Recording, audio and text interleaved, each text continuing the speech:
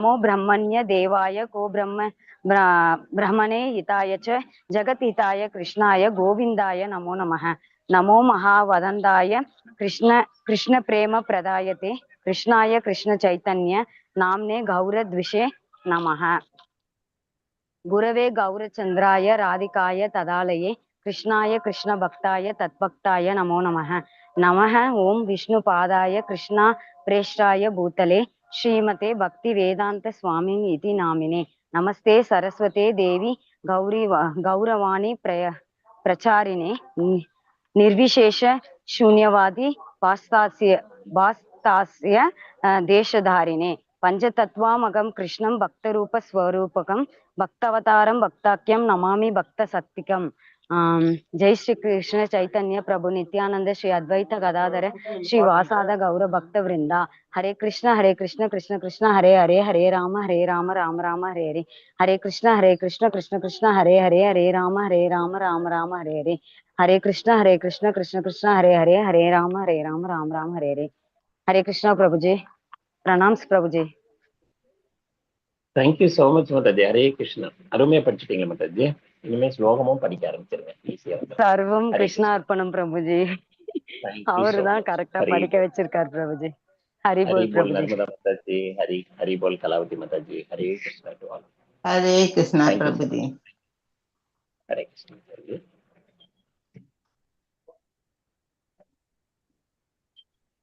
ஓம் நமோ பகவதே வாசுதேவாய. ஓம் நமோ பகவதே வாசுதேவாய. ஓம் நமோ பகவதே வாசுதேவாய. ஹரே கிருஷ்ணா. நம்ம இப்ப L2 கிளாஸ்ல இருக்கோம். லெவல் 2ல வந்து நம்ம வந்து செகண்ட் சாப்டர் பகவத்கீதையோட சாராம்சத்தை பார்க்க போறோம். அதுல வந்து 13 வரைக்கும் பார்த்துருக்கோம். மீதி என்னைக்கு கண்டினியூ பண்ணலாம். ஹரே கிருஷ்ணா.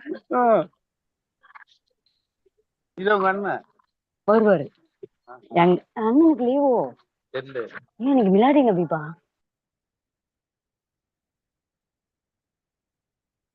ஹரே கிருஷ்ணா கனகராஜ் பிரபு. ஹரே கிருஷ்ணா பிரசாத் பிரபு. எல்லாருக்கும் ஹரே கிருஷ்ணா. ஸோ வந்திருக்கும் அனைத்து பக்தர்களையும் ஸ்ரீ ஸ்ரீ ராதா கோவிந்தா இஸ்கான் டெம்பிள் பெங்களூர் சார்பாக உங்கள் அனைவரையும் வருக வருக என்று வரவேற்கிறோம். ஸோ நம்ம குரு பரம்பரையில் நம்ம ஸ்தாபக ஆச்சாரியார் அகில உலக கிருஷ்ண பக்தி இயக்கத்தின் ஸ்தாபக ஆச்சாரியார் இது டிவைன் கிரேஸ் தேசி பக்தி வேதாந்த ஸ்ரீ பிரபுபாதர் அவர்களுக்கும் ஹிஸ் டிசிபிள் ஹிஸ் கிரேஸ் ஜெயபதக சுவாமி குரு மகராஜ் அவர்களுக்கும் நம்ம டெம்பிள் பிரசிடென்ட் ஹிஸ் கிரேஸ் நாமனி ஸ்ரத்தாஸ் பிரபு அவர்களுக்கும் மனமார்ந்த நன்றி வணக்கத்தையும் தெரிவித்துக் கொண்டு நம்ம இந்த வகுப்புக்குள்ள போகலாம். ஸோ நம்ம வந்து இப்போ பகவத்கீதையோட சாராம்சத்தை பார்த்துட்டு இருக்கோம். அதாவது போர்க்களத்துல இருக்கிறாங்க கௌரவர்களும் பாண்டவர்களும் ரெண்டு சைடும் இருக்கிறாங்க. நடுவுல கொண்டு போய் தேர நிறுத்தும்படி அர்ஜுனன் வந்து கேட்டுக்கிறாரு. அர்ஜுனன் கேட்டுக்கிட்டதுக்கு தகுந்த மாதிரி நம்ம பகவான் ஸ்ரீகிருஷ்ணர் வந்து பார்த்த சாரதி அங்க இருக்காரு.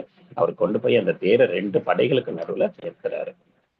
அப்போ வந்து தன்னுடைய உறவினர்கள், நண்பர்கள், சகோதரர்கள், தன்னுடைய பாட்டனார், தன்னுடைய ஆசிரியர் எல்லாரும் ஆப்போசிட் சைட்ல இருக்கிறத பார்த்தோன்னா மனம் கலங்கி போய் அர்ஜுனன் சோர்ந்து போய் உட்கார்ந்துட்டாரு.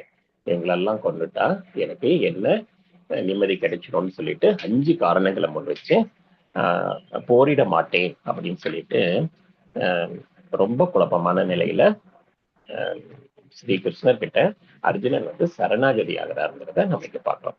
அர்ஜுனர்கிட்ட சரணாகதி ஆகிறது வரைக்கும் நாம பார்த்தோம். அதுக்கு வந்து தன்னோட குழப்பங்களுக்கு பதில் சொல்லும் மாதிரி அர்ஜுனன் கேட்டுக்கிறாரு. அதுக்கு வந்து பகவான் ஸ்ரீகிருஷ்ணர் வந்து நமக்கு கீதையின் சாராம்சத்துல வந்து இந்த செகண்ட் சாப்டர்ல ஆத்ம ஞானத்தை கொடுக்குறாரு.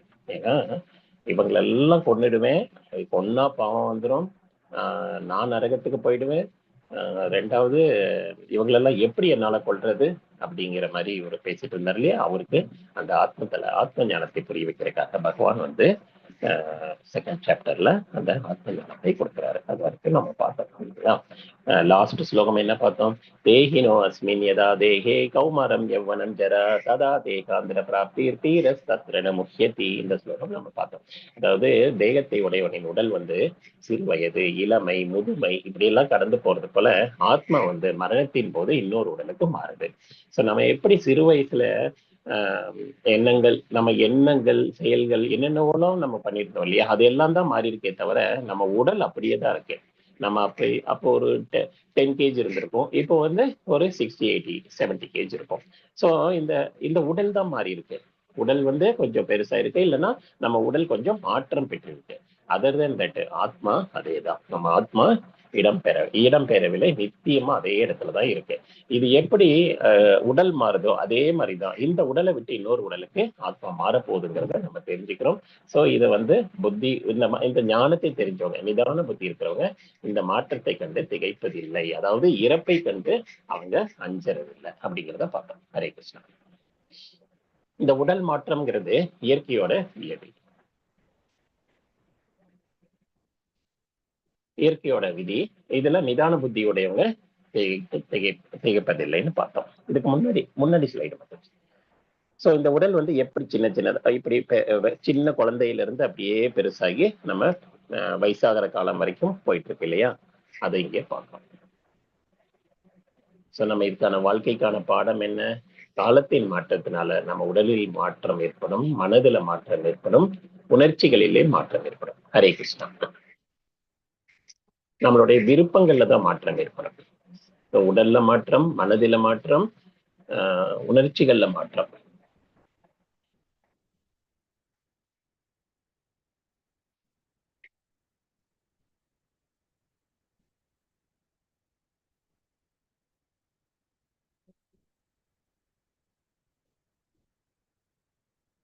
Oh, 2.49. Correct. Okay, Mataji. No problem. No problem. So, 13 சொல்லிட்டு இருக்கேன் Mataji. 13 ரீகேப் பண்ணிட்டு இருக்கோம். 2.13. எஸ். ஸோ இந்த உடல் எப்படி மாற்றம் பெறுதுங்கிறத இந்த ஸ்லைட்ல பாக்குறோம். அதாவது சின்ன வயசுல இருந்து நம்ம இப்படியே மாறிக்கிட்டே போயிட்டு இருக்கோம். ஆனா அந்த ஆத்மா ஒரே இதுதான், நித்தியமா இருக்கு, நம்ம உடம்புக்குள்ளேயே இருக்கு. அது முடியும் போது என்ன ஆகுது, அந்த வயது தள்ளாத வயதுல நம்ம இந்த உடல்னால ஒரு பிரயோஜனம் இல்லைன்னு தெரியும் போது அந்த ஆத்மா இன்னொரு உடலுக்கு மாற்றப்படுகிறது அப்படிங்கிறத இங்க தெரிஞ்சுக்கிறோம். ஸோ இந்த பிறவியில நம்ம வந்து நம்மளுடைய குறிக்கோளை உணர்ந்து நாம பகவான் கிட்ட போய் சேரணும். நான் யாருங்கிறத கேள்வி கேட்டோம் இல்லையா, நான் யாரு? நம்ம பகவானுடைய அம்சம், நான் ஆத்மா. நான் வந்து பகவானுடைய அம்சம், பகவான் கிட்டேயே போய் சேரணும், நம்மளுடைய தாய் நாட்டிற்கு திரும்பி சேரணும். அதை புரிஞ்சுக்கிறோம். ஹரே கிருஷ்ணா. சோ காலத்தின் மாற்றத்தினால நம்ம உடல்ல மாற்றம் அடைஞ்சது, மனசுல மாற்றம், உணர்ச்சிகள்ல மாற்றம், விருப்பங்கள்ல மாற்றம் அடைஞ்சது. ஆனா வந்து நானுங்கிறது மாறல. நானுன்னு நீங்க சொல்றது நம்ம வந்து ஆத்மாவை சொல்லணுமே தவிர உடலை சொல்லக்கூடாது. அதை நம்ம இங்க புரிஞ்சுக்கலாம். நமக்குள்ள மாற்றங்கள் ஏற்படுது அப்படிங்கிறத நம்ம இங்க தெரிஞ்சுக்கலாம். ஹரே கிருஷ்ணா. சோ இதுல வந்து நம்ம என்ன தெரிஞ்சுக்கிறோம்? இருமைகளை சகிச்சுக்கிறோம். இருமைனா டியூவாலிட்டி, அதாவது நல்லது கெட்டது, இன்பம் துன்பம், பகல் இரவு, இந்த மாதிரி எல்லாத்தையும் சகிச்சுக்கணும். இது ரெண்டையும் ஒரே மாதிரி தன்மையில பார்க்கணும். அதாவது இன்பம் வரும்போது எக்ஸைட் ஆகிறதும், துன்பம் வரும்போதும் டிப்ரெஷனுக்கோ போகக்கூடாது. இந்த தன்மையில மாறக்கூடாது. நம்ம நிதான புத்தியில இருக்கணும். ஏன்னா இதெல்லாம் நமக்கு துன்பத்தை கொடுக்கக்கூடியது, உடலுக்கு தொந்தரவு கொடுக்கக்கூடிய விஷயங்கள் அப்படிங்கிறத தெரிஞ்சுக்கிறோம். மனதுக்கு கூட தொந்தரவு கொடுக்கிற விஷயங்கள் தான் இது அப்படிங்கிறத தெரிஞ்சுக்கிறோம். ஹரே கிருஷ்ணா. 2.14 இந்த ஸ்லோகம். மாத்ரா ஸ்வர்ஸ்தேஸ்து கௌந்தேய சீதோசன சுகதுக்கதஹ ஆகமாவாயினோ நித்யாஸ்தாம் ஸ்நிதி திவிசஸ்வ பாரத. அதாவது இங்க என்ன சொல்றாங்க? சீதோசன சுகதுக்கதஹ அப்படின்னு சொல்லியிருக்காங்க இல்லையா.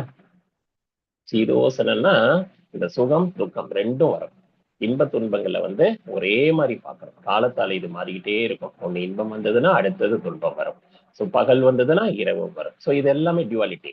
ஸோ இந்த மாதிரி கோடை குளிர் இந்த மாதிரி எல்லாமே வந்து தோன்றி மறையும். அதே மாதிரிதான் புலன்களின் உணர்வுனாலே இவைகள்லாம் ஏற்படுது. நம்ம புலன்களின் உணர்வுகள்னால ஏற்படுது. அதனால இதனால பாதிக்கப்படாம நம்ம பொறுத்துக்க கத்துக்கணும். எதுக்குமே வந்து நம்ம புலன்களை தொந்தரவு, இந்த புலன்கள்னால நமக்கு இந்த வேதனை வருது இல்லையா, இன்பம் வருது. இன்பம் வந்தா சந்தோஷம் நினைச்சிட்டு அனுபவிக்கிறோம், அப்புறம் துன்பம் வந்தா நம்ம ரொம்ப வருத்தப்படுறோம். சோ இந்த ரெண்டு நிலையும் ஈஸியா கிடைக்கிறதுக்கு நம்ம முயற்சி செய்யணும், பொறுத்துக்கணும். பொறுத்துக்கிட்டு, அதாவது பக்தியில தன்னை உணர்ந்து முன்னாடி போறாங்க இல்லையா, அவங்க இதை வந்து இப்படிதான் பேலன்ஸ் பண்ணுவாங்க. அவங்க எப்படி இருப்பாங்கிறத இங்க சொல்லியிருக்காங்க. ஹரே கிருஷ்ணா. சோ நம்ம வாழ்க்கைக்கான பாடம் என்ன தெரிஞ்சுக்கலாம்? குலப்பெருமை கடமையை ஒழுங்காக நிறைவேற்றும் பொறுப்பை கொடுக்கிறது. கடமையை நம்ம ஒழுங்கா நிறைவேற்றணும். பாரம்பரியம் வந்து பெரும் பொறுப்பை அளிக்கிறது. அதாவது நம்ம என்ன கடமை செய்யணுமோ அதை நம்ம செய்வனே செய்யணும். இந்த எந்த பாரம்பரியத்துல இருந்து வந்துட்டு இருக்கோமோ அதை மறக்காது நம்ம அது செய்யணும். இங்க எல்லாம் பக்தியில எப்படி ஈடுபட்டிருக்காங்கிறத பாக்குறோம் நம்ம இங்க. சோ என்னை சரணடை, நான் பார்த்துக்கிறேன், மத்த எல்லா உன்னுடைய தர்மங்களையும் விட்டுவிடு அப்படின்னு சொல்லியிருக்காரு பகவான் ஸ்ரீகிருஷ்ணர். நீ சர்வதர்மான் பரித்தேஜங்கிற அந்த ஸ்லோகத்துல பகவான் என்னை சரணடை, நீ எதுக்கும் கவலைப்பட தேவையில்லை, உன்னை நான் பார்த்துக்கிறேன்னு சொல்லிட்டதுனால நம்ம என்ன பண்ணணும்? பகவானுக்கு சேவை செய்யறதுல நம்ம முன்னாடி போகணும். ஹரே கிருஷ்ணா. தவிர்க்க முடியாதெல்லாம் தவிர்த்துக்கணும். அதாவது ஆபீஸ்ல எத்தனையோ பிரச்சனை வருது. நம்ம எம்டி வந்து எதுக்கோ வந்து நம்ம மேல கோவப்படலாம். ஸோ இந்த மாதிரி எல்லாம் எதோ நடக்கும். அதெல்லாம் சகிச்சுக்கிட்டு தான் நம்ம வாழ்ந்தாகணும்.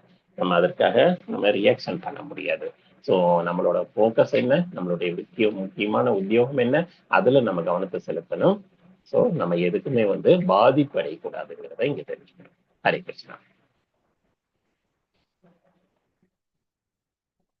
சோ அர்ஜுனனுக்கு என்ன சொல்றாரு? இன்ப துன்பங்கள்ல பாதிக்காதவனும் இவ்விரண்டு நிலைகளும் தன்னிலை மாறாது இருப்பவனுமே நிச்சயமாக விடுதலைக்கு தகுதி பெற்றவன்.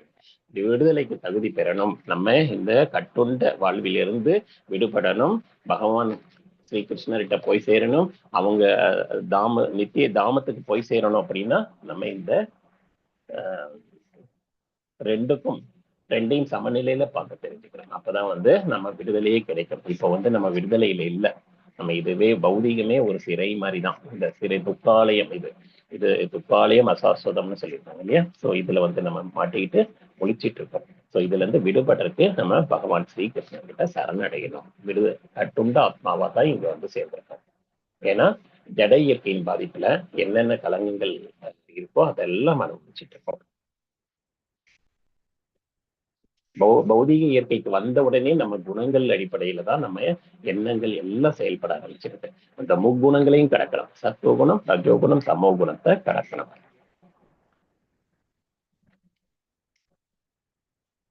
ஹரே கிருஷ்ணா. எஸ்.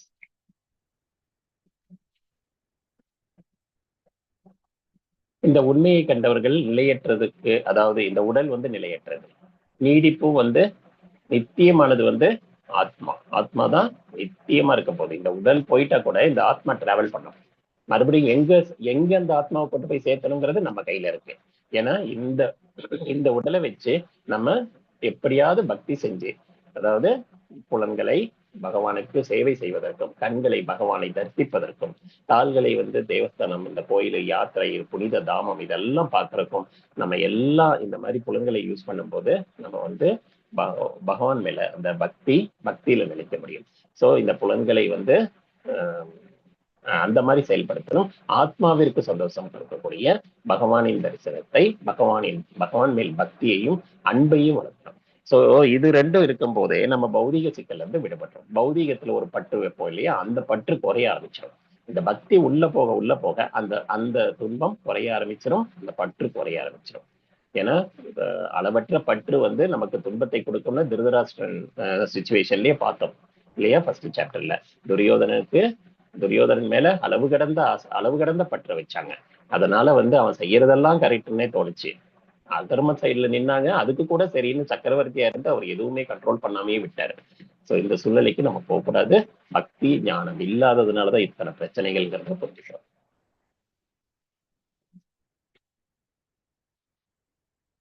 ஆத்மாவிற்கு மாற்றமே இல்லை. ஆத்மா எப்பவும் நிரந்தரமா இருக்கும். திரும்ப வந்து அது பகவான் கிட்ட போய் சேருமே தவிர நம்ம வந்து அங்க போய் பகவானுக்கு சேவை தான் செய்யணும். மறுபடியும் அந்த சேவையெல்லாம் செய்யணும்னா அதுக்கான பக்குவம் வேணும் இல்லையா? அந்த ட்ரைனிங் ப்ராசஸ் தான் இந்த பௌதிக உலகம். இங்க ட்ரைனிங் எடுத்து நம்ம பகவான்கிட்ட போய் சேரணும்.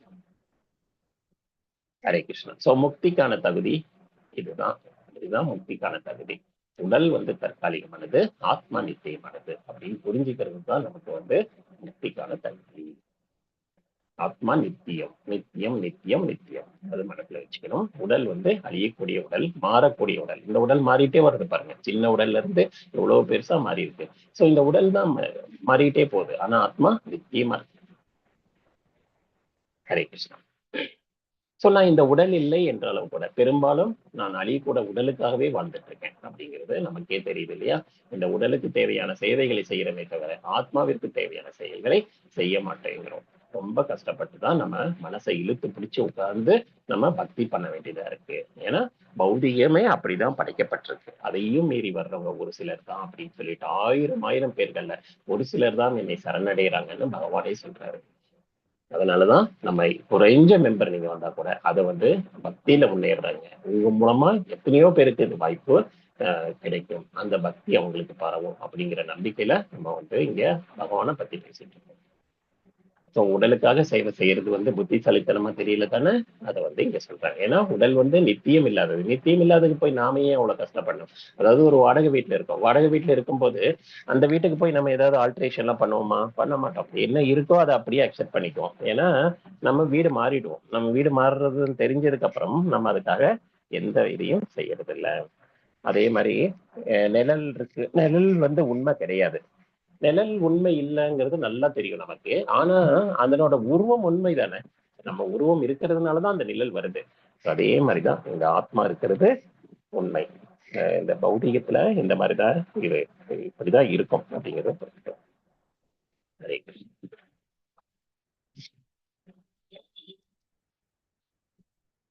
அவிநாசி அவிநாசி து தத் வித்யேன சர்வம் இதம் சதம் விநாசம் அவ்யஸ்யாஸ்யன கச்சித் கர்த்தும் அர்ஹதி. ஆத்மா எப்படி பரவி இருக்குங்கிறத இங்க சொல்லியிருக்காங்க. ஆத்மா உடல் முழுவதும் பரவி இருக்கு. அதாவது பேட்டரி டார்ச் லைட் இருக்கு இல்லையா. டார்ச் லைட்டை நம்ம ஒரு ரூமுக்குள்ள அடிக்கும் போது அந்த ரூம் எப்படியெல்லாம் வளைஞ்சு போகுதோ அந்த அளவுக்கு அது எல்லா பக்கமும் பரவும். அதே மாதிரிதான் ஆத்மா உள்ள இருக்குங்கிறத எப்படி புரிஞ்சுக்கிறோம். நம்ம உடல்ல எந்தெந்த பாகங்கள் இருக்கோ எல்லா பாகங்களிலும் அந்த உணர்வுகள் இருக்கும். அந்த உணர்வு இருந்ததுன்னா ஆத்மா இருக்குன்னு அர்த்தம். உணர்வு இல்லைன்னா ஆத்மா வெளியில போயிடுச்சுன்னு அர்த்தம். உயிர் பிரிஞ்சிருச்சு அப்படிங்கிறத அப்படிதான் முடிவு பண்றாங்க. ஏன்னா உணர்வு இருந்தால் ஆத்மா இருக்கிறதுக்கு அடையாளம். உணர்வு இல்லையால் உடம்பு அப்படியே தான் இருக்கும். ஆனா உணர்ச்சி இருக்காது. சோ அந்த உணர்வுகளை வச்சு நம்ம இந்த ஆத்மாவை புரிஞ்சுக்கிறோம்.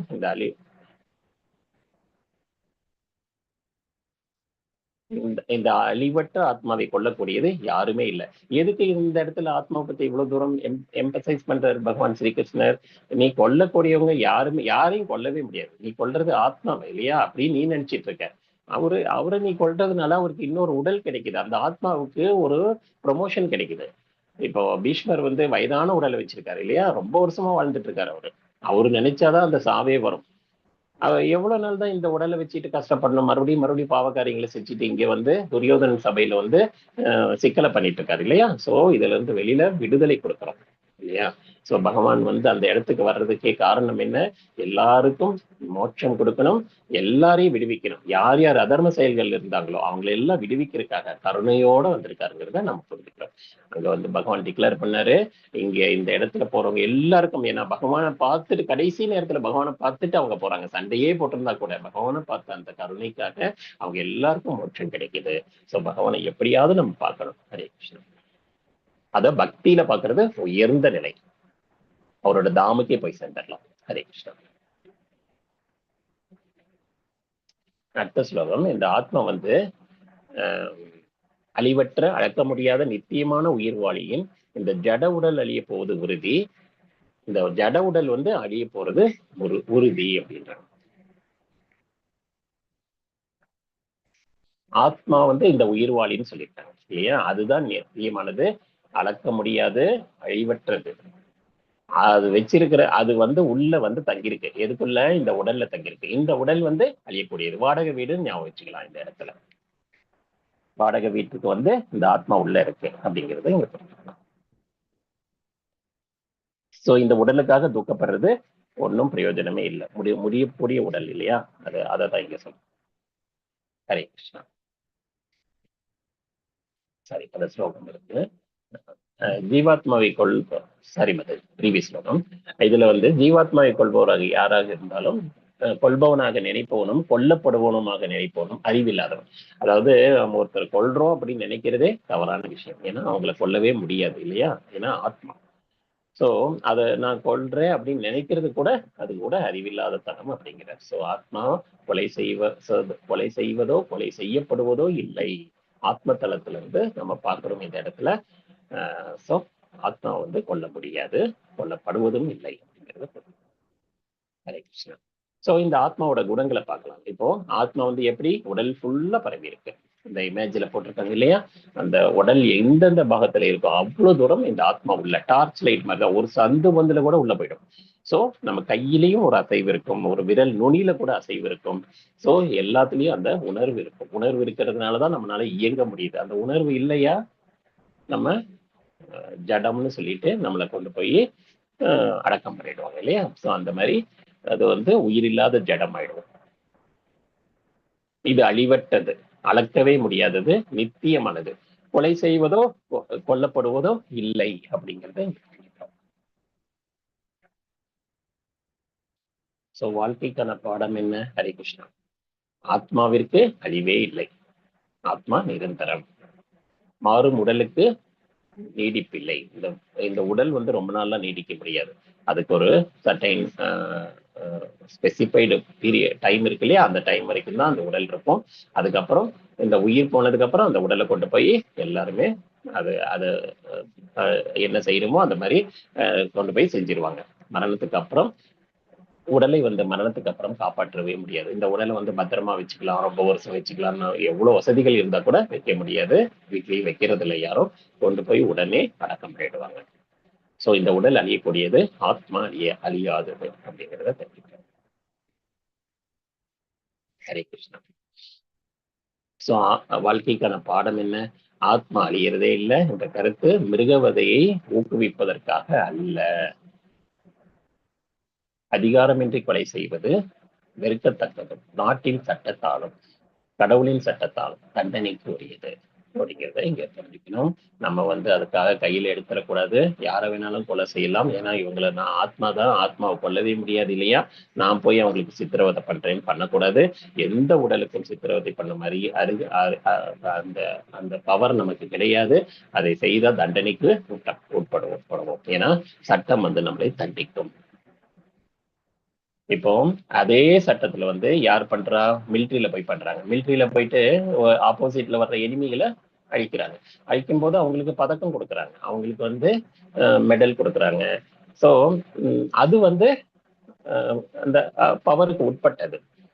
அதை கவர்மெண்டே அலோவ் பண்றாங்க இல்லையா. சோ நம்ம என்ன செய்யணும், யாரோட கூற்றுப்படி செய்யணும் அப்படிங்கறதெல்லாம் முக்கியம். இங்க மிலிட்ரி யாரு? இங்க நமக்கு கிருஷ்ணர், பகவான் ஸ்ரீ கிருஷ்ணர் சொல்றாரு. அவரே அதிபதி இல்லையா, அவரே சொல்லும் போது அதுல எந்த பாவ காரியங்களும் இல்லை அப்படிங்கிறத தெரிஞ்சுக்கிறோம். அப்படி நம்ம உடல் மேல எடுக்கிற ஆக்ஷன் வந்து கடவுளின் சட்டத்துக்கும் தண்டனைக்குரியது.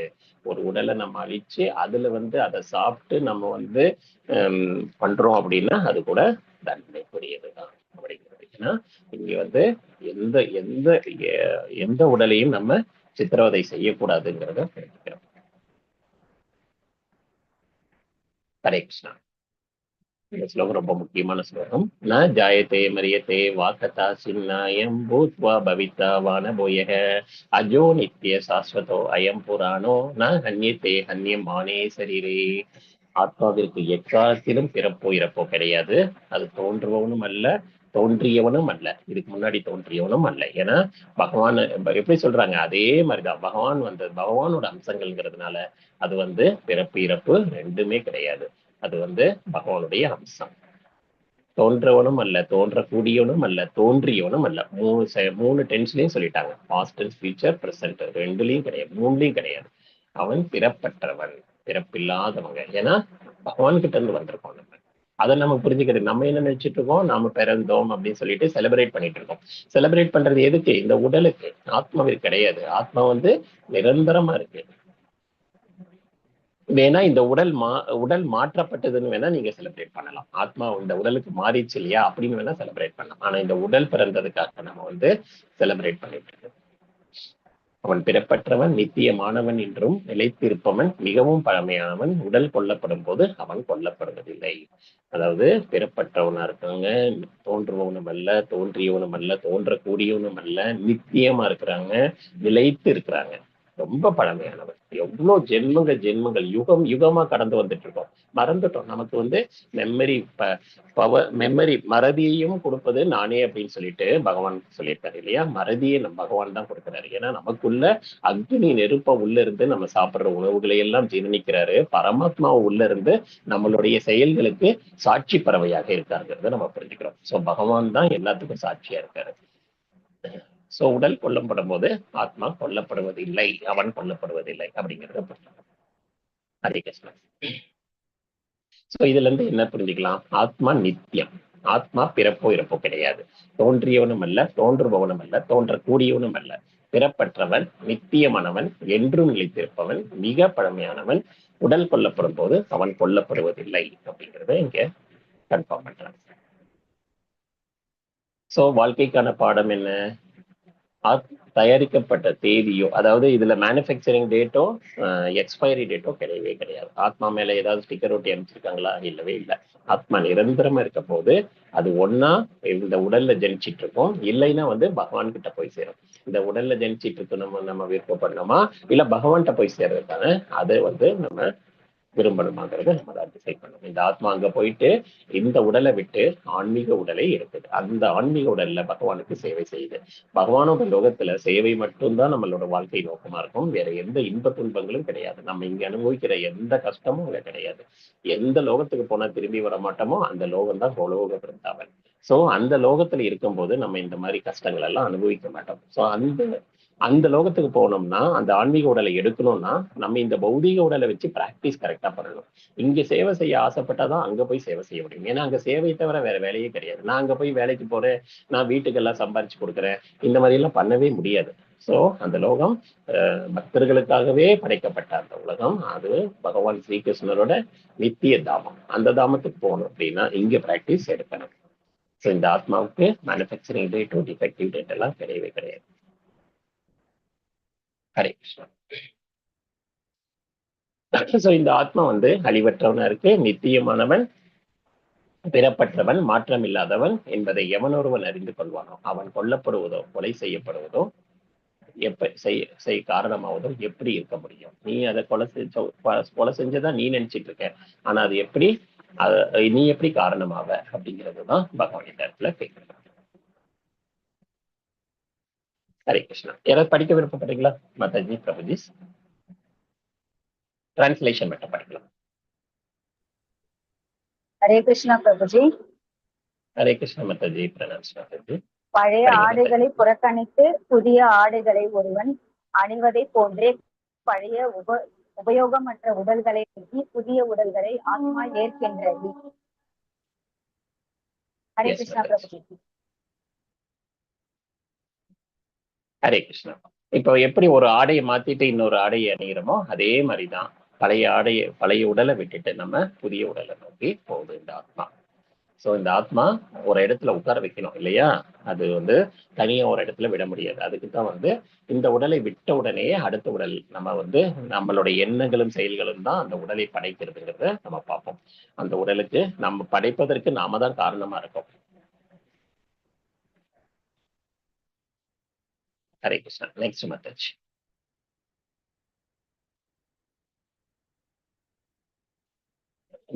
இந்த உடல் வந்து ஒரு உடை மாதிரிதான். இந்த உடலுக்கு உடைதான் சொல்லப்படுது. நம்ம எப்படி வந்து ஆடையை கரெக்டா அணிஞ்சுக்கிறோம், நம்ம சைஸுக்கு ஏற்ற மாதிரி நம்ம ஆடையை போட்டுக்கிறோம், பழைய ஆடையை தூக்கி போட்டுறோம் இல்லையா. அதே மாதிரிதான் இந்த உடம்பை தூக்கி போட்டுட்டு நம்ம இன்னொரு உடலுக்குள்ள போயிடுவோம். ஆனா இந்த உடலை தூக்கி போடுறதுக்கு முன்னாடியே அரிதான பிறவி, நம்ம இந்த மாநில பிறவி, இந்த பிறவியில பகவான்கிட்ட போய் சேர அந்த நோக்கத்தை நம்ம வந்து நிறைவேற்றணும். ஹரே கிருஷ்ணா. சோ உடல் மாற்றம் தவிர்க்க முடியாதது. நாம் நம்மை தயார்படுத்திக்கணும். ஃபர்ஸ்ட் பகவான்கிட்ட போய் சேரணும் அப்படின்னா நம்ம இந்த ஆத்மாதான் நித்தியமானது, உடல் வந்து நித்தியம் அல்ல. இந்த ஞானத்தை புரிஞ்சுக்கணும். ஃபர்ஸ்ட் ஆத்ம தளத்துல நம்ம உயரணும். ஆத்மாவை வந்து திருப்திப்படுத்தக்கூடிய செயல்களை செய்யணும். பகவானுக்கு சேவை செய்வது மட்டும்தான் ஆத்மாவை திருப்தி செய்யறது. அந்த நித்திய சேவையில நம்ம இப்பவே பிராக்டிஸ் பண்ணணும். அப்பதான் பகவான்கிட்ட போய் சேர முடியும். ஸோ நம்மளை நாமே தயாரிப்போம். என்ன இந்த மரத்துல என்ன சொல்லியிருக்காங்க, அதாவது மேலதான் அந்த ஒரிஜினல் ட்ரீ இருக்கு, அந்த மரத்தோட பிம்பம் தான் இந்த பௌதிகத்துல இருக்கு. ஸோ இங்க இருக்க கனியை நம்ம தேடிட்டு இருக்கோம், நிழல்ல வந்து நம்ம நிஜத்தை தேடிட்டு இருக்கோம். அதனாலதான் நமக்கு நிறைய துன்பங்கள். நமக்கு வந்து ஒரிஜினலா இருக்கிற அந்த மரம் மேல இருக்குது இல்லையா, அந்த மரம் வந்து எப்படி ஒரு நீர் பிம்பத்துல ஒரு ஒரு கடல்லையோ ஒரு ஆத்தங்கரையிலயோ இருந்தா அதனோட ரிவர்ஸ் மிரர்ல தெரியும் இல்லையா, அந்த மாதிரி மரம் வந்து நமக்கு ரிவர்ஸ்ல தெரியுது. அந்த இடத்துலதான் வந்து நம்ம கனி இருக்கு, காய் இருக்கு, பூ இருக்குன்னு சொல்லிட்டு தேடி அலைஞ்சிட்டு இருக்கோம், ஒவ்வொரு கிளையா தேடி அலைஞ்சிட்டு இருக்கோம். ஆனா வந்து ஒரிஜினல் மரம் வந்து மேல இருக்கு. நம்ம நிழலை வந்து நிஜம்னு நம்பிட்டு இருக்கோம். ஸோ ஒரிஜினல் ட்ரீ எங்க இருக்கோ அங்க போய் சேரக்கான வழிதான் நம்ம முயற்சி பண்ணணும். ஹரே கிருஷ்ணா. ஒரே மரத்துல இருக்கிற ரெண்டும் தோழமை பறவைகள் இந்த கனிகளை உண்கிறது அப்படிங்கிறது இங்க பார்க்கிறோம். ஒன்று வந்து கனிகளை உண்கிறது, அது வந்து நம்ம ஜீவாத்மா. இன்னொன்று வந்து பரமாத்மா. சோ நம்ம உடலுக்குள்ள இருக்கிற ரெண்டு ஆத்மாக்களை பத்தி இங்க சொல்றாங்க. ஒண்ணு ஜீவாத்மா, இன்னொன்னு பரமாத்மா. நம்ம தான் ஆத்மாங்கிறத புரிஞ்சுக்கிட்டோம். சோ நம்ம கூட இப்ப வர இன்னொருத்தரையும் புரிஞ்சுக்கலாம். யாரது? பரமாத்மா. நம்மளை வந்து கண்காணிச்சுட்டே இருக்காரு, நம்ம செய்யற எல்லா செயல்களுக்கும் எவிடன்ஸ் கொடுத்துட்டு இருக்காரு. சோ இந்த உடல் மாற்றத்துக்கு அவரு தான் நமக்கு ஹெல்ப் பண்றாரு. இந்த உடல்ல செய்யற எல்லா விஷயங்களுக்கும் அவர் அனுமதி இல்லாமல் நடப்பதே இல்லை. சோ அவரு குழந்தைங்க வந்து எப்படி ஆசைப்பட்டா பேரண்ட்ஸ் செய்யறோம் இல்லையா, அதே மாதிரிதான் இந்த ஆத்மாக்கள் விரும்புறது எல்லாம் அந்த பரமாத்மா சாங்ஷன் பண்ணிட்டு இருக்காரு. நம்மளோட விருப்பங்களை எல்லாம் பூர்த்தி செய்யறாரு அப்படிங்கிறத ஒரு பேரண்ட்ஸ் வந்து எப்படி குழந்தைங்களுக்கு செய்யறாங்களோ அதை வச்சு நம்ம புரிஞ்சுக்கலாம். ஸோ வாழ்க்கைக்கான பாடம் என்ன இதுல?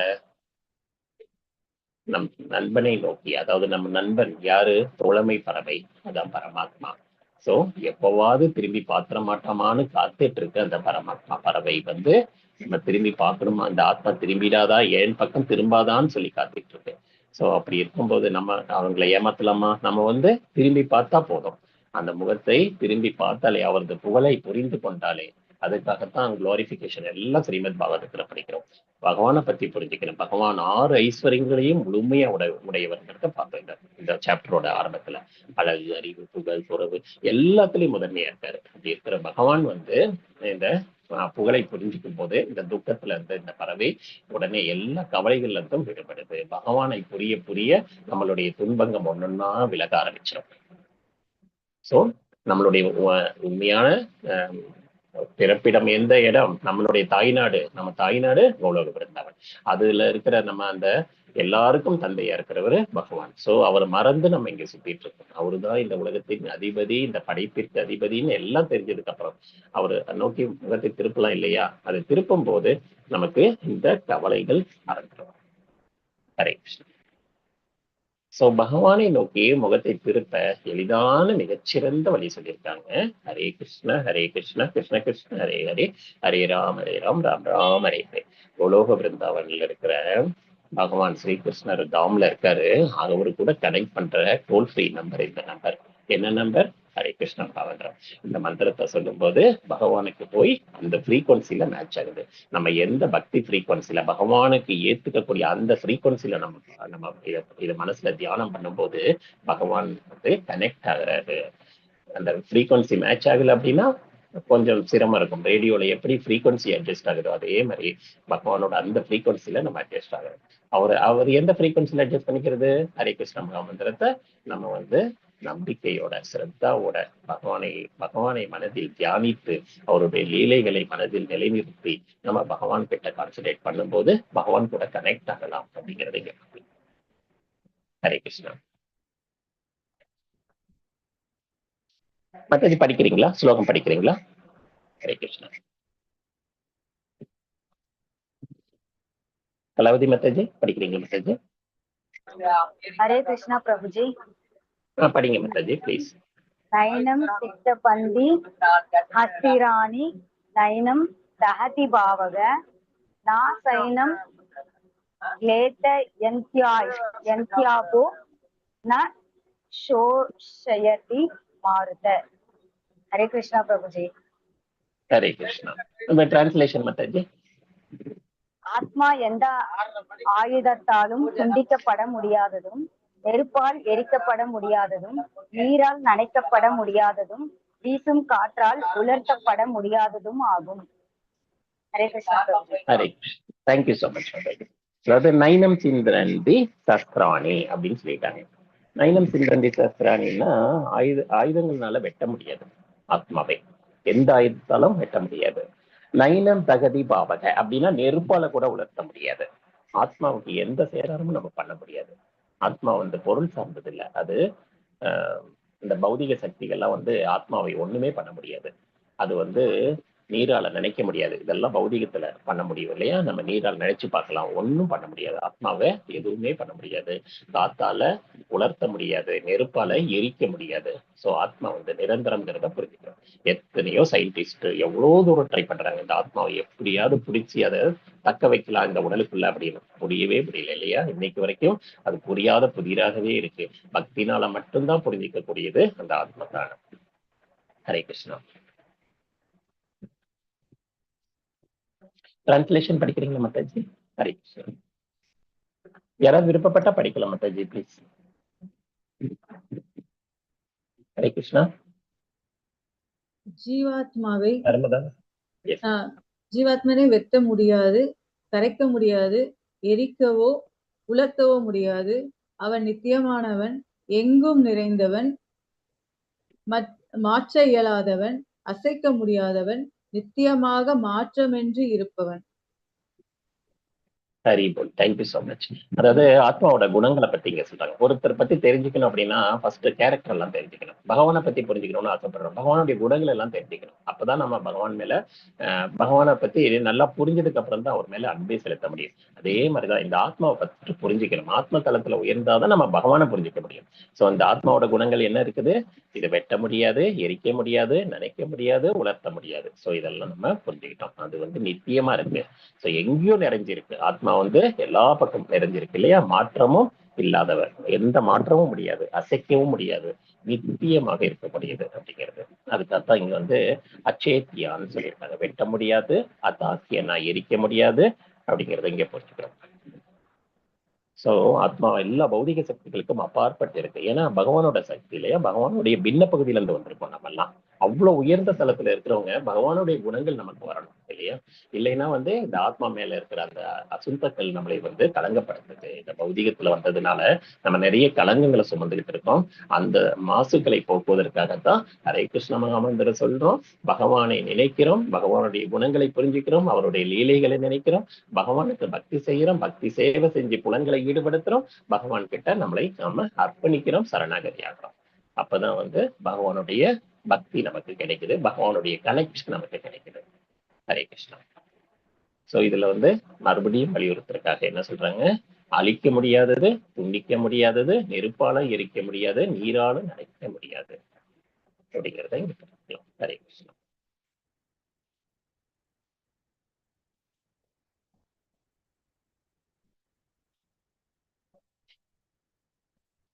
ஹரே கிருஷ்ணா. படிக்கிறீங்களா மத்தாஜி? டிரான்ஸ்லேஷன் யாராவது?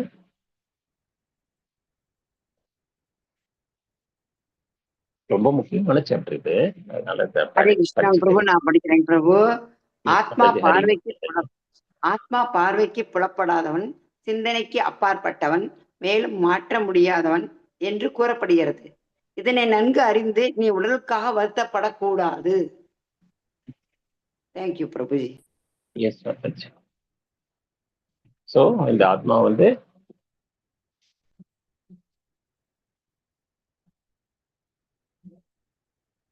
பார்வைக்கு புலப்படாதவன் சொல்லியிருக்கு, சிந்தனைக்கு அப்பாற்பட்டவன் சொல்லியிருக்கு இல்லையா? மாற்றவும் முடியாதது.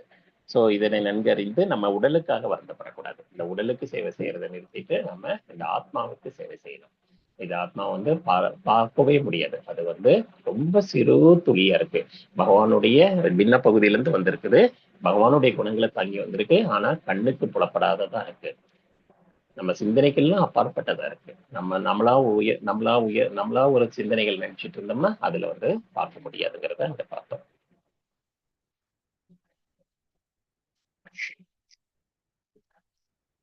அவ்யக்தனா கண்களுக்கு புலப்படாததுன்னு நம்ம தெரிஞ்சுக்கலாம். இங்க அச்சிந்தையனா மனசால புரிஞ்சிக்க முடியாது. அபிகாரியன்னு சொல்லி இருக்கிறது இங்க மாற்றம் அடையாது. சோ இது பௌதீக சக்திகளுக்கு எல்லாம் இந்த அறிவுக்கு எட்டாதது. எவ்வளவு சயின்ஸ்ல ட்ரை பண்றாங்க, முடியவே முடியல. சாஸ்திரம் ஆலயம் மட்டும்தான் புரிஞ்சிக்க முடியும். சாஸ்திரம் சொல்லி கொடுத்து பக்தர்கள் மட்டும்தான் புரிஞ்சிக்க முடியும். நம்ம படிக்க படிக்க போக போக அந்த ஆத்மாவை பத்தி புரிஞ்சுக்க ஆரம்பிச்சிருவோம். ஆத்மாவை புரிஞ்சதுக்கு அப்புறம் பகவானை புரிஞ்சுக்க ஆரம்பிச்சிருவோம். பகவானை இப்ப புரிஞ்சிருக்கோம், ஆனா அப் டு மார்க் புரிஞ்சிக்க முடியல இல்லையா? பகவான் நம்ம சிந்தனைக்கெல்லாம் அப்பாற்பட்டவரா இருக்காரு. அவரை பத்தி புரிஞ்சுக்கணும்னா பக்தி தளத்துல மட்டும்தான் முடியும். ஹரே கிருஷ்ணா. சோ இங்க ஜீவாத்மாவோட குணங்கள் எல்லாம் சொல்லியிருக்காங்க. இது நித்தியமானதா இருக்கு, எங்கும் நிறைஞ்சிருக்கு, மாற்ற இயலாததா இருக்கு, நித்தியம் மாற்றமின்றி இருக்குது, பார்வைக்கு புலப்படாததா இருக்கு, சிந்தனைக்கு அப்பாற்பட்டவர், நிலையா இருக்காங்க. இந்த ஆத்மா வந்து என்னெல்லாம் புரிஞ்சுக்கணும், நித்தியமா இருக்கும், எல்லா பக்கமும் நிறைஞ்சிருக்கு. நம்ம உடல்ல இருக்கிற அனைத்து பாகங்களையும் ஆத்மா இருக்கிறத புரிஞ்சுக்கலாம். அந்த உணர்வுகள், அதாவது நம்ம கிள்ளும் போது வலிக்குது இல்லையா, அதே மாதிரி ஏதாவது கைக்கு ஏதாவது அடிபட்டுச்சுன்னா வலி தாங்க முடியல. சோ அது மாதிரி ஆத்மா இருக்கும்போது மட்டும்தான் இந்த உணர்வுகள் எல்லாம் வரும். இந்த உணர்வுகள் இல்லைன்னா நம்மள ஜடம்னு முடிவு பண்ணிடுவாங்க இல்லையா? அந்த ஜடத்துக்கு சக்தி கொடுக்கறதே இந்த ஆத்மா தான். சோ நித்தியமா மாற்றமின்றி இருக்குது, பார்வைக்கெல்லாம் புலப்படாதது, சிந்தனைக்கு அப்பாற்பட்டதா இருக்கு. ஹரே கிருஷ்ணா.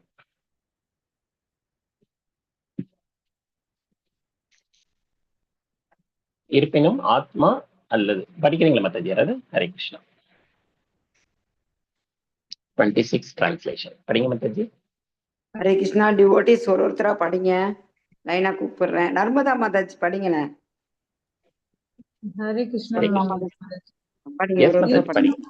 ஆத்மா அல்லது வாழ்வின் அறிகுறிகள் எப்போதும் பிறந்து இறந்து கொண்டிருப்பதாக நீ எண்ணிலாலும் பலம் பொருந்திய புயங்களை உடையவனே, நீ கவலைப்படுவதற்கு காரணம் எதுவும் இல்லை.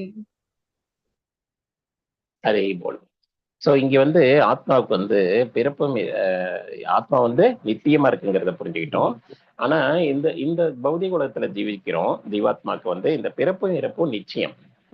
இந்த உடலுக்கு வந்து பிறப்பும் இறப்பும் நிச்சயம். நம்ம இதுல வந்து பிறக்கிறோம், அதுக்கப்புறம் இறந்துடுறோம், இந்த உடலை விட்டுறோம், நம்ம இன்னொரு உடலுக்கு போயிடுறோம். ஆனா இந்த ஆத்மாவை நித்தியம்னு எல்லாரும் ஏத்துக்கிறது இல்லை இல்லையா? சோ அப்படி ஏத்துக்கிறவங்களுக்கு துக்கத்துக்கு காரணமே இல்லை, அவங்க வந்து துக்கப்படவே மாட்டாங்க. சோ பிறப்பும் இறக்கும் வந்து இயற்கைங்கிறத புரிஞ்சுக்கலாம். சோ இதுல இருந்து நம்ம பிறப்பும் இறப்பும் இயற்கையாவே நடக்குது. சோ எந்த கோணத்துல பார்த்தாலும் துக்கத்துக்கு இடமே இல்லை. சோ நம்ம வந்து எப்படியும் பகவான் கிட்ட போய் சேர்ந்துடணும். அந்த நம்பிக்கை இருக்கும்போது நமக்கு இந்த கவலைக்கெல்லாம் காரணமே இல்லை. அதனால நீ புலம்புற மாதிரி எல்லாம் ஒண்ணுமே இல்லை அப்படிங்கிறத புரிய வைக்கிறதுக்காக அர்ஜுனனுக்காக எல்லா பலசாலியா இருக்கிற நீ வந்து இப்படி வந்து இப்படி வந்து தேவைப்படாததுக்கெல்லாம் வந்து கவலைகளை வச்சுட்டு இருக்கியே அப்படிங்கிறதுக்கு பகவான் இந்த இடத்துல விளக்கம் கொடுக்கிறாரு. ஹரே கிருஷ்ணா.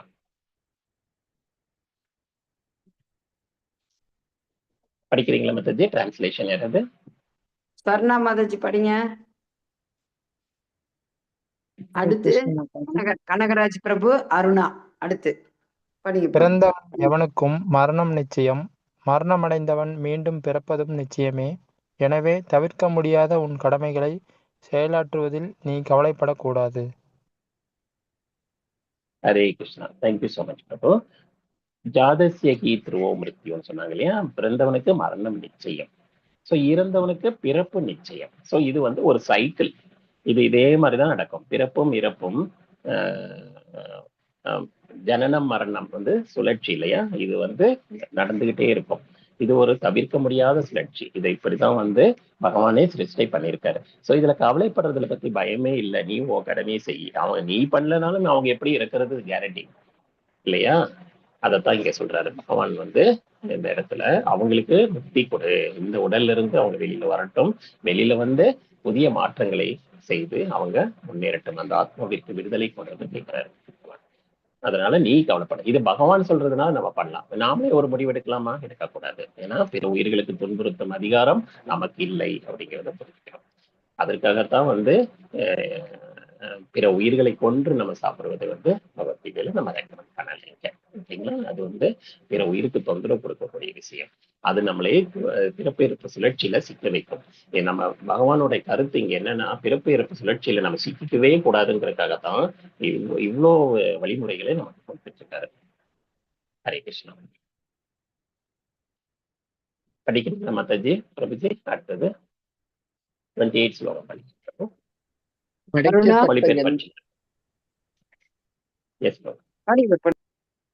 படைக்கப்பட்ட எல்லா உயிரினங்களும் ஆரம்பத்தில் தோன்றாமல் இருந்தன, இடையில் தோன்றுகின்றன, இறுதியில் அழிக்கப்படும் போது மீண்டும் மறைகின்றன. எனவே ஏன் கவலைப்பட வேண்டும்?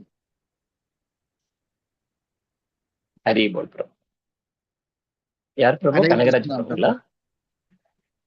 Hare Krishna Prabhu. Thank you so much. Marudhu Pandiyan Prabhuji. படிச்சிருக்கேன். மருது மருது மருது பாண்டியன் பாண்டியன். மருது தேங்க்யூ சூப்பரா இருந்தா தேங்க்யூ ஆங்கில ஸோ மச். தேங்க்யூ. படிச்சு very good bro, very good. Hari போல் இன்னைக்கு ஹரே பேசியிருக்காரு மருது கிருஷ்ணா பாண்டியன் மாதா. Prabhu. Thank you so much bro. Hare Krishna bro, Hare Krishna அதாவது படிங்க. அஹ், இதுல வந்து என்ன சொல்லியிருக்காங்க, உயிரினங்கள்லாம் நமக்கு வந்து ஆரம்பத்துல தெரியாது, இறுதியிலையும் தெரியாது, நடுவுல வந்து அது தோன்றுது இல்லையா. படைக்கப்பட்ட எல்லா உயிரினங்களும் ஆரம்பத்துல தோன்றாமல் இருக்கு, இறுதியிலும் இடையில் தோன்றுது, ஆனா இறுதியில மறுபடியும் அழிக்கப்படுது. சோ இது வந்து இந்த பிரளயம் நடக்குது இல்லையா. சோ இது மாதிரி இது வந்து சுழற்சி, இது மாதிரிதான் நடக்கும். இதுல வந்து எதை பத்தியும் நம்ம கவலையே பட தேவையில்லை, எதுவுமே நம்ம கையில இல்லை, இது நம்ம பியாண்ட் லிமிட் இல்லையா. சோ இதெல்லாம் வந்து இயற்கையோட சட்டங்கள், பகவான் அமைத்து கொடுத்த சட்டங்கள், அதன்படி அந்த செயல்கள் நடைபெற்று இருக்கு. நீ நான் சொல்றதை செய்கிறது மட்டும்தான் இங்க சொல்றாரு. ஏன்னா பகவான் சொன்னா அது என்னது, அது வந்து சாஸ்திரம் இல்லையா. பகவான் தான் நமக்கு முழு உரிமையாளர். அவரே சொல்லும் போது அதுல எந்தவித பாவங்களும் வராது அப்படிங்கறத இங்க பார்க்கலாம். ஏன்னா பகவான் வந்து நமக்கு நம்ம அர்ப்பணம் பண்ற அந்த உணவை கூட வந்து உணவுல இருந்து கூட பாவங்களை எடுக்கிறாரு. சோ பகவானுக்கு வந்து எல்லா சக்தியும் இருக்கு. அவருடைய புலன்கள் வந்து எல்லா வேலைகளையும் செய்யக்கூடியது. தெய்வீக உடல் அவர் வந்து கண்களாலேயே அருள் பாவிக்கிறார். அந்த பிரசாதத்தை அருள் பாவித்து அந்த பிரசாதத்தை நமக்கு கொடுக்கிறாரு. அதுல இருக்கிற பாவங்கள் போக்கப்படுது இல்லையா. ஹரே கிருஷ்ணா. சோ இதுல இருந்து நம்ம என்ன பண்றோம்,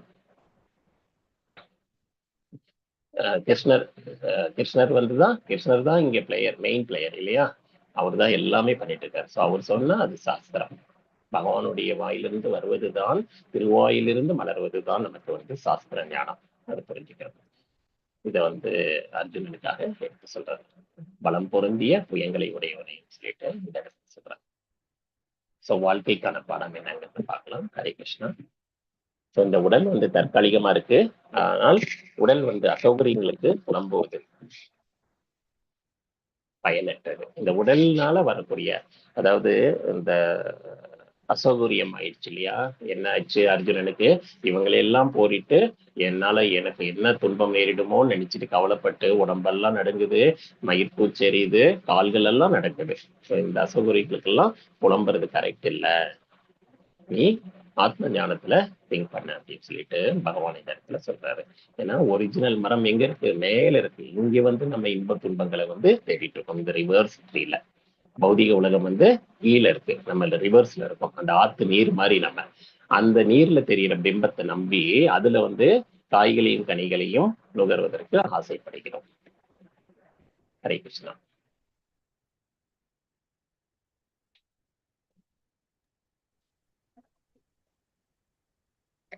படிக்கிறீங்களா மத்தாஜி? ஹரே கிருஷ்ணா. ஹரே கிருஷ்ணா. டிரான்ஸ்லேஷன். பிரசாத் பிரபு படிங்க. பிரசாத் பிரபு இன்னும் படிக்கவே இல்லை. அருணா படிக்கல. ரேவதி ரவி படிக்கல. யாரா படிக்காதவங்க படிங்க, சீக்கிரம் படிங்க, இது பெரிய சாப்டர். சிலர் ஆத்மாவை ஆச்சரியமாக பார்க்கின்றனர், சிலர் அவனை ஆச்சரியமானவனாக வர்ணிக்கின்றனர், மேலும் சிலர் அவனை ஆச்சரியமானவனாக கேட்கின்றனர், வேறு சிலரோ அவனை பற்றி கேட்ட பின்னும் அவனை புரிந்து கொள்ள இயலாதவராக உள்ளனர். Hare Krishna. Thank you so much.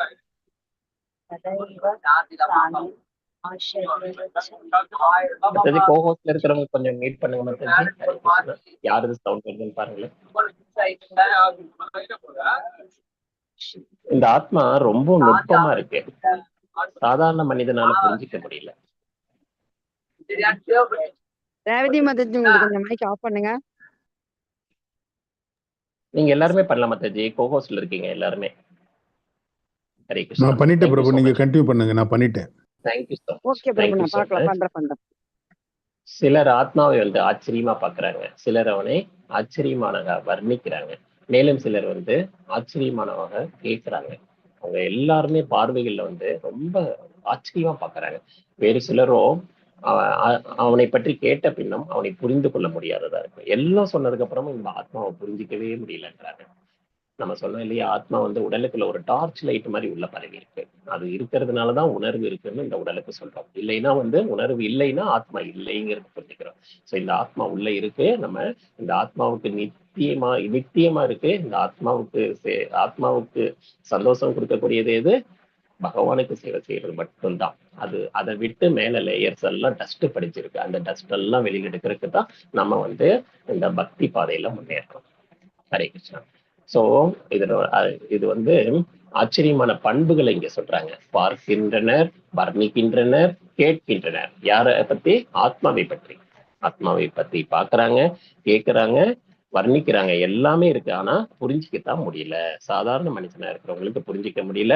ரொம்ப நுட்பமா இருக்கு. எவ்வளவு சயின்ஸ், எவ்வளவு அட்வான்ஸ் லெவல்ல போயிட்டு இருக்கோம் இன்னைக்குன்னா, அதாவது எங்க செவ்வாய் கிரகத்துக்கு போறாங்க, எல்லா பக்கமும் போக முடியுது. அவங்கள அணு ஆயுதங்களை எல்லாம் வச்சுக்கிட்டு அவங்க ஏதோ ட்ரை பண்றாங்க. ஆனா இந்த ஆத்மாவையும் புரிஞ்சுக்க முடியல, கோலோக பிருந்தாவனையும் கண்டுபிடிக்க முடியல. பக்தர்களால மட்டும்தான் முடியும். சோ இந்த ஆத்மாவுக்குள்ள சக்தி பார்க்கும். ஹரே கிருஷ்ணா. இந்த வாழ்க்கைக்கான பாடம் என்ன? அற்புதமான ஆச்சரியமான ஆத்மா. இது எல்லாத்துக்கும் சர்ப்ரைஸா இருக்கு. ரொம்ப அற்புதமா இருக்கு. கேட்கவே இந்த ஆத்மாவுக்கு இவ்வளவு சக்தி இருக்கா அப்படிங்கிறது நமக்கு புரியுது இல்லையா? சோ பகவானின் கருணையினாலும் அங்கீகரிக்கப்பட்ட பக்தர்களின் வழிகாட்டுதல்னாலதான் எளிதா புரிஞ்சுக்கலாம். சோ பகவான் கருணை இருந்தா மட்டும்தான் இந்த ஆத்மாவையே புரிஞ்சுக்க முடியும் அப்படிங்கிறது எங்களுக்கு. ஹரே கிருஷ்ணா.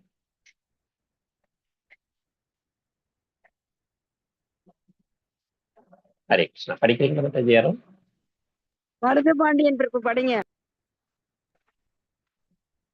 விருதகுலத் தோன்றலே, உடலில் உறைபவன் ஒருபோதும் அழிக்கப்பட முடியாதவன். எனவே எந்த உயிர் வாழிக்காகவும் நீ வருந்த வேண்டியதில்லை. ஹரே கிருஷ்ணா பிரபு. ஹரே கிருஷ்ணா மதாஜ். Thank you so much. Thank you so much. இந்த ஒவ்வொரு உடல்லையும் கூட ஆத்மா இருக்கு. ஜீவாத்மான்றது எல்லா உடல்லையும் இருக்கு. நாட் ஓன்லி இந்த உடல், எல்லா உயிரினங்களிலும் ஆத்மா இருக்கிறாங்க. இந்த ஆத்மா வந்து அழிக்கவே முடியாதது. சோ எந்த உயிர் வாழிக்காகவும் நீ வருந்த தேவையில்லை அப்படிங்கிறாங்க பகவான். தேகி நித்தியம் அவத்தியம்னா உடலில் உள்ள ஆத்மாவை கொல்ல முடியாதுங்கிறத புரிஞ்சுக்கணும். தேகம்னா தேகம், உடலை உடைய இந்த ஆத்மாவை நீ கொல்ல முடியாது. அதனால நீ கவலைப்படுறதுக்கு காரணமே இல்லை, துக்கமே பட தேவையில்லை, நீ உன் கடமையை செய்யி அப்படின்னு சொல்லிட்டு பகவான் இங்க சொல்றாரு. ஹரே கிருஷ்ணா. சோ வாழ்க்கைக்கான பாடம் என்ன? இதுல ஆத்மா நித்தியமானதுங்கிற போதிலும் வன்முறையை ஆதரிக்கப்பட்டதில்லை. நம்ம வன்முறைக்கு வந்து நம்ம கையில எடுக்கக்கூடாது. சோ இங்க சொல்லிட்டாரு, கிருஷ்ணர் சொல்லிட்டாருன்னு சொல்லிட்டு நம்ம ஒரு சட்டத்தை கையில எடுக்கக்கூடாது. நம்ம எல்லாருமே சட்டத்துக்கு உட்பட்டவர்கள். இந்த சட்டம் அனுமதிக்காது, இந்த சட்டம் அனுமதித்தாலும் பகவான் சட்டமும் அனுமதிக்காது. சோ நம்ம ரெண்டு சட்டங்களுக்கு கட்டப்பட்டுதான் இருக்கிறோம். பகவான் அனுமதிக்கும் போது, அதுதான் சுப்ரீம் கோர்ட் இல்லையா, அந்த கோர்ட்ல நமக்கு அனுமதி கிடைக்கும் போது நம்ம எல்லா பாவங்களிலிருந்தும் அவர் விடுவிக்கிறாரு. ஒரு போரின் சமயத்தில் வன்முறைக்கு தேவை இருப்பதால் அது மறுக்கப்படுவதில்லை. போர்ல வந்து வன்முறை இருக்கு, தேவை இருக்கு. அந்த வன்முறை இல்லாம அங்க வந்து அமைதியா பேச்சுவார்த்தை நடத்தி அந்த போர்ல வந்து நம்ம பண்ண முடியாது. அதுக்கு தேவையானதே வன்முறை தான். அதனால அது தேவையா இருக்கிறதுனால கடவுளின் அனுமதியை கொண்டு நிர்ணயிக்கப்படுது. மனம் போன போக்குல நம்ம செய்ய முடியாது அப்படிங்கிறது இங்க புரிஞ்சுக்கலாம். ஹரே கிருஷ்ணா. ஸோ நமக்கு ஏற்ற மாதிரி நமக்கு விருப்பப்பட்ட மாதிரி செய்யக்கூடாது. ஈவன் நம்ம வாழ்க்கையிலே கூட நிறைய சிக்கல்கள் வரும்போது நம்ம ஆன்மீக குருக்களை அணுகிறோம். சிஷ்யா குருக்கள், தீட்சா குருன்னு எல்லாருமே இருக்கிறாங்க இந்த அமைப்புல. ஸோ இவங்களோட இவங்களை அணுகி நம்மளுடைய துக்கங்களுக்கு வழிகாட்டி வழி கேட்டு நம்ம இதுல இருந்து வெளியில வரணும். அதை விட்டுட்டு நமக்கு பிடிச்சதை நம்ம கையில சட்டத்தை எடுத்துக்கிட்டு நம்ம தீர்மானம் பண்ணிடக்கூடாது. ஏன்னா தர்மத்துக்கு புறம்பாக நம்ம செயல்கள்ல போகக்கூடாதுங்கிறத ரொம்ப கேர்ஃபுல்லா பார்க்கணும். ஹரே கிருஷ்ணா. இது படிக்கிறீங்களா மத்தாஜி? யாராவது 31 ஸ்லோகம் டிரான்ஸ்லேஷன். பிரம்மதா மாதாஜி படிங்க. சத்திரியன் என்ற முறையில் உனக்கென்று உரிய கடமைகளை பற்றி கருதும் போது தர்மத்தின் கொள்கைக்காக போர் புரிவதை காட்டிலும் வேறு எந்த கடமை உனக்கில்லை. எனவே தயங்க தேவையில்லை. Hare Krishna. Thank you so much. Hare Krishna. So இங்க வந்து இன்னொரு 7-8 ஸ்லோகம் அப் டு 38 ஸ்லோகம் வரைக்கும் பகவான் என்ன சொல்ல போறாங்க, சத்திரியரோட கடமைகள்லாம் சொல்ல போறாங்க. சோ நீ சத்திரியன் என்ன பண்ணணும், உன்னோட கடமை என்ன, போர்ல ஜெயிக்கணும், போர் புரியணும். ஜெயிக்கிறது கூட செகண்டரி, உன்னோட கடமையே வந்து போர் புரியறது. அந்த கொள்கையை நீ விட்டு கொடுத்துடக்கூடாது. சோ நீ வந்து போற வந்து நீ உன்னோட தர்மத்து நியாயத்தை பேசிட்டு நீ போற விடுறதை காட்டிலும் வேறு சிறந்த கடமை உனக்கு எதுவுமே இல்லை. சோ அதை விடவே கூடாது. நீ என்ன செய்யணுமோ அதை தயங்க கூடாது. நீ உன்னோட முறைப்படி, உன்னோட பாரம்பரியப்படி நீ வந்து சத்திரியனா இருக்க.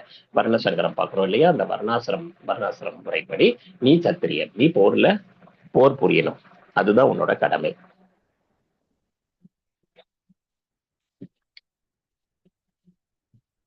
சத்திரியன் வந்து யுத்தம் செய்யறது எப்படி சொல்லலாம்னா, பிராமணர் வந்து யாகம் செய்யணும், அவங்களோட கடமை என்ன, யாகம் செய்யறது அவங்களோட கடமை. அதே மாதிரிதான் சத்திரியனா இருக்கிறவங்க வந்து போர் புரியணும்.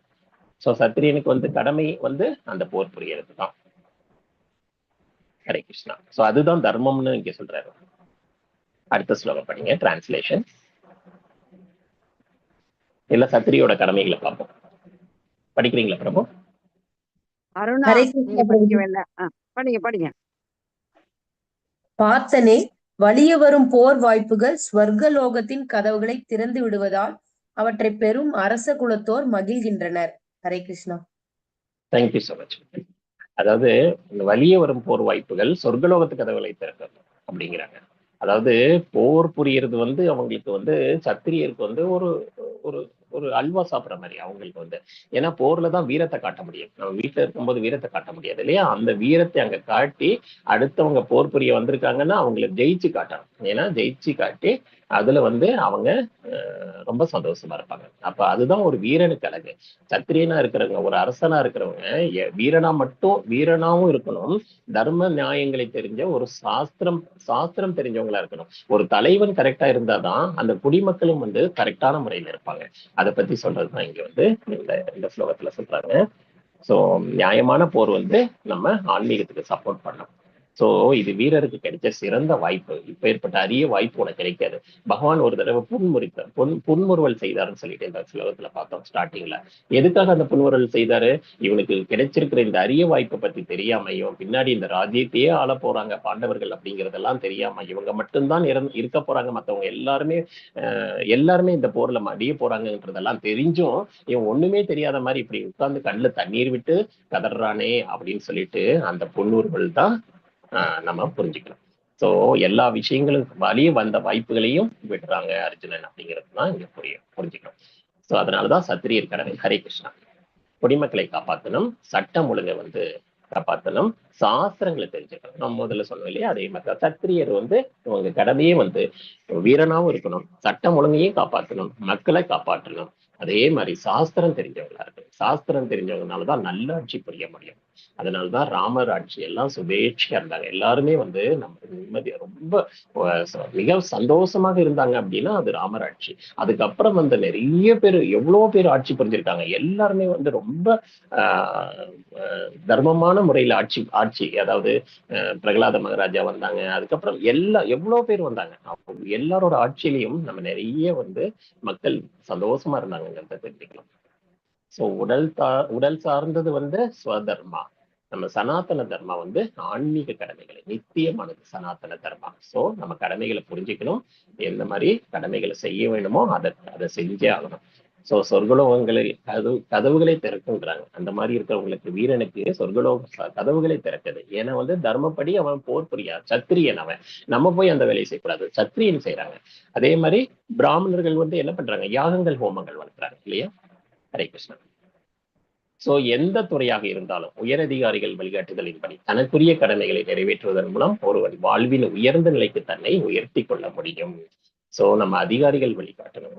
உயர் அதிகாரிகள் என்ன சொல்றாங்களோ அதுக்காகத்தான் வந்து ஆன்மீக குரு இங்க கட்டளையை பின்பற்றணும். அவங்க வழிகாட்டுதலின்படி எது கரெக்டுங்கிறது அவங்க ஞானத்தை பெற்றவங்க, தன்னுணர்வு பெற்றவங்க, தத்தித்தி பிரணிப்பாதேன பரிப்பிரச்சனையின சேவையான்னு சொன்னாங்க இல்லையா? அது வந்து நம்ம ஆன்மீக குரு கிட்ட அடக்கமா கேள்வி கேட்டு அவர்கிட்ட சரணடைஞ்சு எது ஞானம், எது உயர்ந்த கல்வி, கல்விக்கு அரசன், அதை புரிஞ்சுக்கிட்டு நம்ம இந்த ஞானத்தோட நம்ம இந்த பௌதிகத்துல இருக்கிற ஒவ்வொரு செயல்களையும் அணுகும் போது நமக்கு அதுல வந்து தர்மம் இருக்கும், ஞானம் இருக்கும், பகவத்கீதையோட அறிவுரை இருக்கும். சோ நம்மளுடைய எடுக்கும் செயல்கள் வந்து ரொம்ப பெர்ஃபெக்டா இருக்கும் அப்படிங்கறத நம்ம புரிஞ்சுக்கலாம். ஹரே கிருஷ்ணா. சோ இந்த இடத்துல நான் வந்து மைண்ட் அப் பண்ணிக்கிறேன்.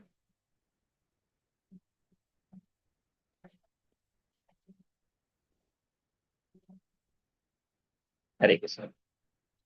வாஞ்சா கல்பத்ருபேச்ச கிருபா சிந்துபேவச்ச பதிதானாம் பாவனேபியோ வைஷ்ணவேபியோ நமோ நமः. அனந்த கோடி வைஷ்ணவ விருந்துக்கே Jai. Jagadguru Srila பிரபுபாதர்க்கே Jai. All Namacharya Haridas Thakur ke jai. All glories to the assembled devotees. Hare Krishna. All glories to the assembled devotees. Hare Krishna. Hare Krishna. வந்திருக்கும் அனைத்து பக்தர்களுக்கும் அவங்க குடும்பத்துல இருக்கிற எல்லாருக்கும் வேண்டிக்கிறோம். நீங்க எல்லாருக்கும் எல்லா நலனும் கிடைக்கணும். நீங்க எல்லாரும் வந்து இந்த பக்தி பாதையில உதவுறதுக்கு உங்க குடும்பத்துல இருக்கிறவங்க ஒத்துழைக்கணும். நம்ம மென்மேலும் முன்னேறி பகவானை பற்றி புரிஞ்சுக்கிட்டு அந்த குலோக தாமத்தை போறதுக்கான நம்ம முயற்சிகள் வெற்றி அடையணுங்கிறத பகவான் கிட்ட மனமாற வேண்டிக்கிட்டு ஹரே கிருஷ்ணா மகாமந்திர சொல்லி நாங்க வேண்ட பண்ணிக்கணும். ஹரே கிருஷ்ணா கிருஷ்ண கிருஷ்ண ஹரே ஹரே, ஹரே ராம் ராம் ராம் ராம ராம ஹரே ஹரே.